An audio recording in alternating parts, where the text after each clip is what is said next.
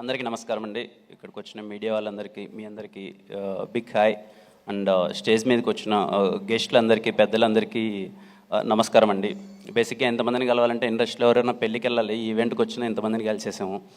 Very happy. ఇంతమందిని ఇక్కడ చూడడం అన్నది చాలా హ్యాపీగా ఉంది. అలాగే రాజేష్ దండా గారికి thanks for inviting me sir. ఈ మధ్యకాలంలో నేను చూసిన one of the most passionate producer అండి. అంటే ఒక సినిమాని బిగినింగ్ నుంచి ఎండింగ్ వరకు, ఈవెన్ ప్రమోషన్స్లో కావచ్చు, రిలీజ్ వరకు ఎలా తీసుకెళ్ళాలి అన్నది నేను ఆయన్ని చాలా దగ్గరగా ఈ మధ్య ట్రావెల్ అయ్యాను. నాకు అర్థమైంది ఎంత ప్యాషనేటెడ్గా ఉన్నారు అని చెప్పి. మీరు అలాగే ఉండండి సార్, చాలా మంచి సినిమాలు వస్తాయి. ఖచ్చితంగా ఆయన హిట్ స్ట్రీక్ ఇలాగే కంటిన్యూ అవ్వాలి, అన్ని సినిమాలు మంచి హిట్ అవ్వాలనుకుంటున్నాను.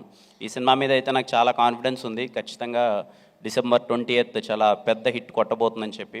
ఈ మూవీలో వర్క్ చేసిన ప్రతి ఒక్కరికి, రిచర్డ్ ప్రసాద్ గారికి, చోట గారికి sir hi sir, first time meet అవుతున్నాను. అండ్ ప్రతి ఒక్కరికి, మ్యూజిక్ డైరెక్టర్ విశాల్ చంద్రశేఖర్ గారికి, అండ్ ఈ మూవీలో యాక్ట్ చేసిన ప్రతి ఒక్కరికి ఇక్కడ నాకు చాలామంది తెలుసు. Ankit bro, long way to go, ఎక్కడ చూసినా కనిపిస్తున్నారు ఇప్పుడు.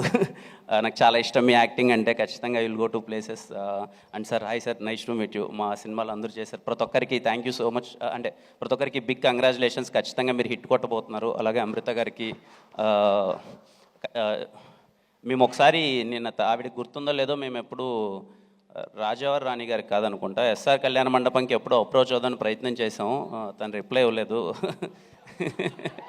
అండ్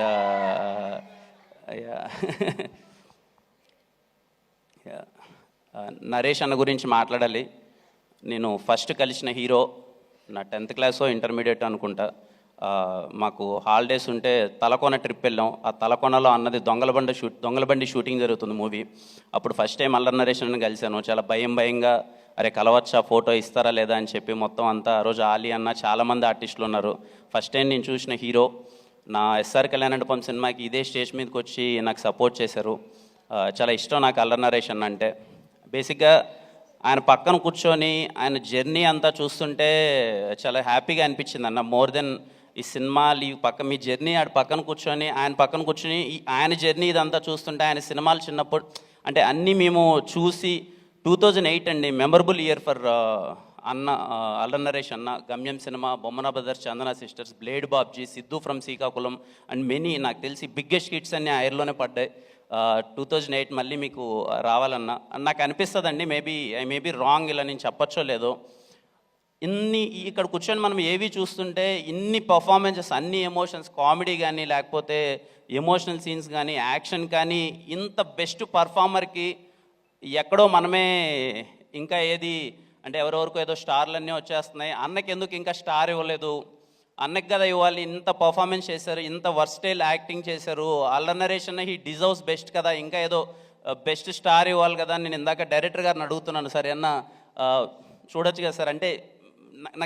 నాకు అనిపిస్తుందండి ఆయన చేసిన పర్ఫార్మెన్స్, ఆయన చేసిన రోల్స్ చాలా గొప్పవి, చాలా కష్టం.